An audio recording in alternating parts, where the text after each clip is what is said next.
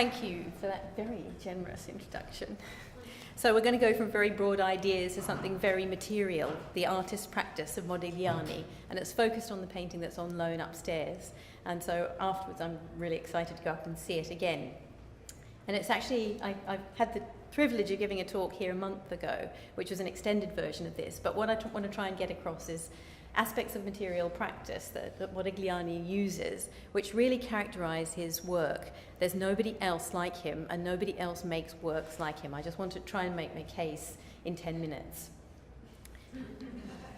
So he was born in 1884 in Livorno. He is a Sephardic Jew and came from an educated family who unfortunately fell on hard times just as he was born, so that's very unfortunate for him.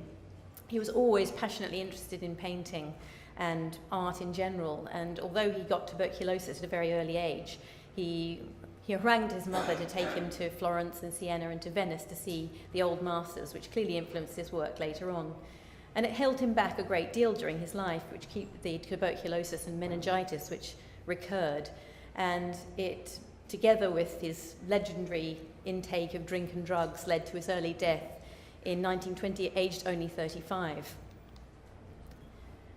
In 1906, aged 21, fluent in French but an outsider, he moved to Paris. He moved to the Bateau Lavoie in Montmartre, and this painting by Uccello gives a kind of an idea of what it was like there at the time, in the early part of the 20th century.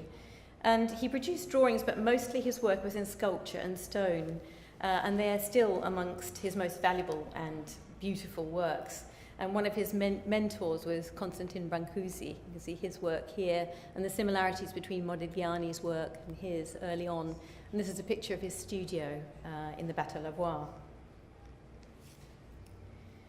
In 1908, Modigliani gave up sculpture because of ill health and the troubles getting stone and actually working stone when he wasn't very well. And he began to focus on painting. And here are some very obvious influences on his work. Picasso, who was just rising to fame at the time, and Cézanne, and of course Brancusi, with whom he had a close friendship, together with Chaim Soutine, who was another outsider from Eastern Europe, another Jew who painted at the time. He was 10 years Modigliani's junior, and this is one of Chaim Soutine's work. And one of the predominant influences was tribal African art, which influenced obviously Picasso and other artists at the time. Some examples shown here. So earlier this year, there was an exhibition at Tate, a retrospective exhibition of Modigliani's work. And as part of that exhibition, the curators gave me the job of looking at the nudes, partly because the Courtauld has one, and I'd already technically examined it. I'd looked at how it was made and the materials it was made with. So they apportioned different parts of Modigliani's oeuvre to different people to examine. And so I did that. I only knew about the one at the Courtauld, which is obviously the best of all the nudes. That I still believe. And so I went and looked at almost all the nudes that were made between 1916 and when he died in 1919, effectively. Around it, together with colleagues at the Guggenheim Museum, the Metropolitan Museum of Art, we put together a discussion of Modigliani's techniques. So it wasn't just the nudes in the exhibition, although they had the most fantastic room full of nudes, and they also had a virtual reality thing that you could put on and be in Modigliani's studio, which is really exciting. But the results of all the studies are published in 2 Burlington magazine articles in March and April, including technical articles on technical and historical discussions of Modigliani's life and work. So he painted 30 nudes. Modigliani painted 30 nudes between 1916 and 1919, including the Courtauld nude, which is tentatively dated 1916. And I'm going to take you through these nudes very quickly so you can get a feeling for them. They're really full on and quite big, some of them. You get the idea? So it was Leopold Zabrowski, his dealer, in 1916, who commissioned the nudes. Modigliani didn't sell any works, and so he said, well, if you paint nudes, they'll be very popular. So he paid Modigliani a stipend of 15 francs a day and money for his models. That was 5 francs per sitting. And so he also bought him materials. And so Modigliani was able then to produce these 30 paintings. And you can see here Zabrowski and his wife, and in front of a painted door, which I've actually seen in a private collection in America. And in 1917, Zabrowski organised Modigliani's only solo exhibition, the only one he ever had. And it contains 5 nudes, but unfortunately it was closed by the police because the police found it an assault to public decency, and the nudes were taken down. So to the Courtauld nude. I had a chance to look at it very closely, and some of the details you'll see are taken under the microscope, so you can see exactly how it's made. And there are a few characteristics that you see running through the technique of this painting, which is a little bit earlier than the others, and the later pictures, which I think you'll see that are consistent during his lifetime. The actual models for the nudes, we don't really know who they are. There are different models who were known to have sat for him, called Marguerite. Some people think that she's Marguerite, Alamesia, Elvira, Aviva. No, not Aviva, that's me. Wishful thinking there. But what you can see when you look closely is that it's painted on a blue background, and pretty much like Rubens, or following a Rubens style technique, or the technique of earlier masters, he uses the background as a mid-tone, and this is something you see very often. And the other thing you see is that he paints around the edges of the picture a black line, which is probably an imitation frame because he didn't have enough money to frame the pictures. And you see this on a number of works, not just on the nudes. And when you x-ray the paintings, you can see this very characteristic brushwork that he uses, which is splayed brushwork in a stabbing motion to paint the flesh. I think you can see the round marks of the splayed brush, where the brush is pressed hard and all the juicy paint spreads out. And so that was done for the body of the figure. And if you look closely at the painting, you can see this very well if you come close to it in the museum, in the actual museum. But the faces were done with a much smaller brush.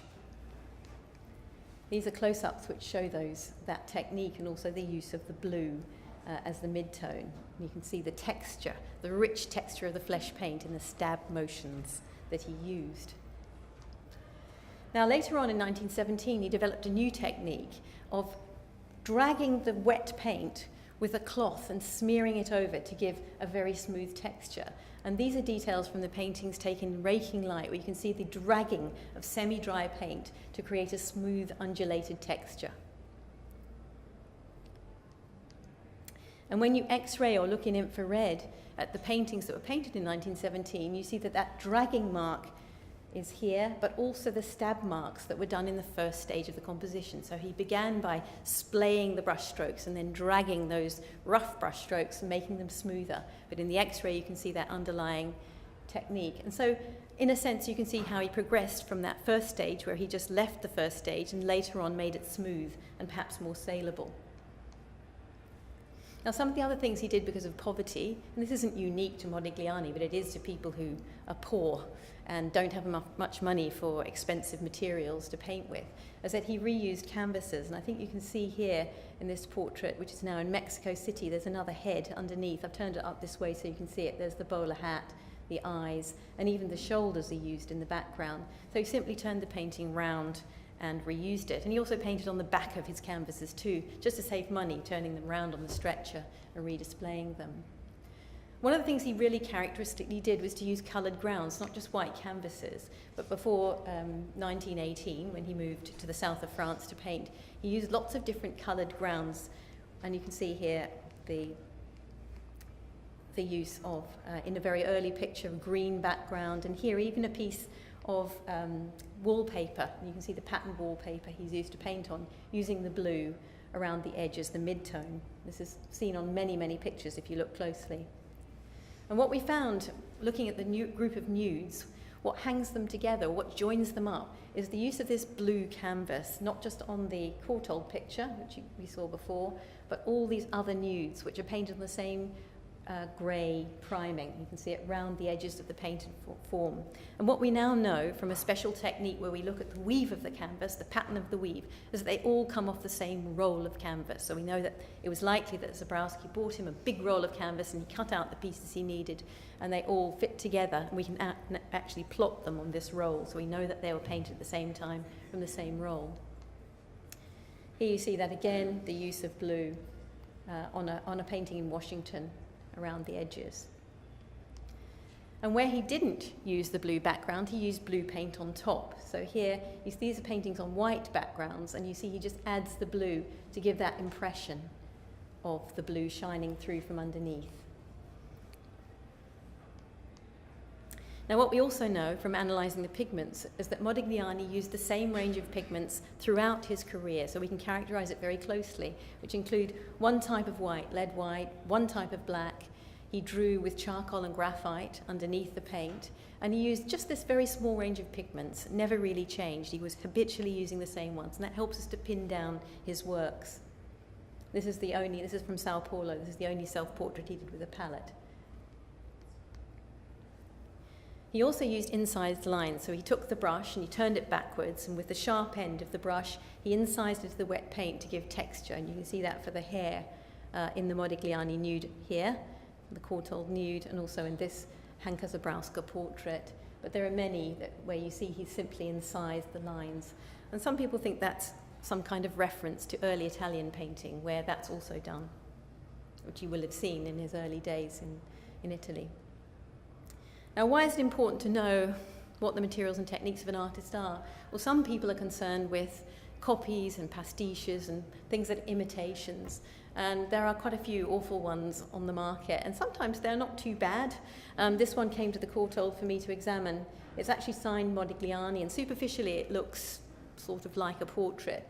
But when we x-rayed it, instead of having those characteristic broad stabbing brushstrokes, there was the sort of tentative hand of a copyist, which you can see, somebody trying to imitate the technique that perhaps you can see on a photograph, not Modigliani's own hand.